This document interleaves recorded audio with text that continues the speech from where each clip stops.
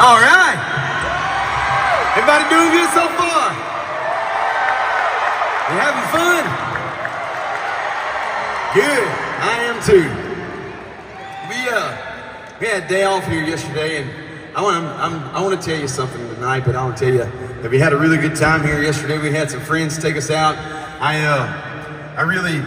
You put me in the dirt and put me out in the woods somewhere, and I'm a happy boy. We had some friends take us a couple hours over from here and take us through some creek beds and take us looking for arrowheads. We found some really cool stuff. Found some cool arrowheads, found some old Indian pottery, and found some gigantic water moccasins. I've seen the biggest water moccasin I've seen in my life yesterday. It's the biggest. It looked like a rattlesnake. It was gigantic. We didn't play with it. We gave you plenty of respect. But my friends, I told you I wouldn't talk a whole lot tonight, and I ain't. But I want to tell you one thing. I want to tell you a little story, and this was laid on my heart several months ago before we started this tour, and I promised that I would say it every night. And it's been my pleasure to say it every night, and I think it's the most important thing that I could ever tell you from where I'm standing.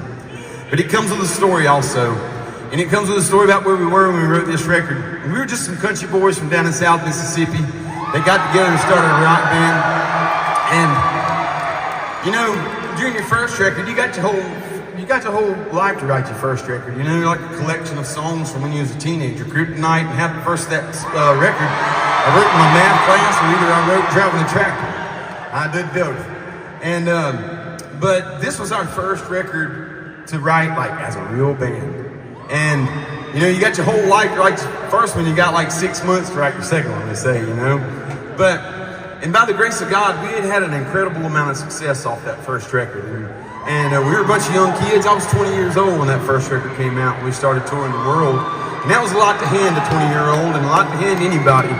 But, you know, we were very, very blessed. But at the same time, I think we watched a lot of it go by in a very negative way. And, you know, we walked around with smiles on our faces, but we all kind of had some darkness in us. And I'd say kind of, we had some darkness in us. And I especially had some darkness in me. And, you know, you get into a time in your life you didn't know who you could trust, and you thought you was all by yourself, and you sure didn't feel like nobody really loved you for you.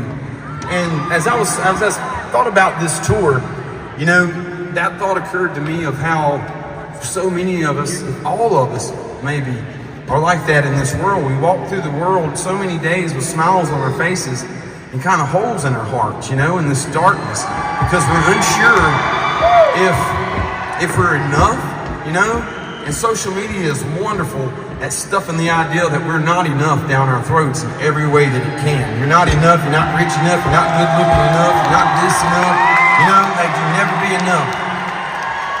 Well, first off, my friends, I'm gonna tell you, absolutely, you are enough. God made you just the way that you are. And when we walk through our lives and you find yourself feeling like nobody loves you, maybe you're not sure who loves you, and you feel like you're all alone, my friends, I want to tell you something. You have never in your life been alone. You will never be alone. And you have been loved from the moment you were born until the day that you die. Because Jesus Christ loves you, and He'll always be there with you, and He will never, ever, ever leave you alone.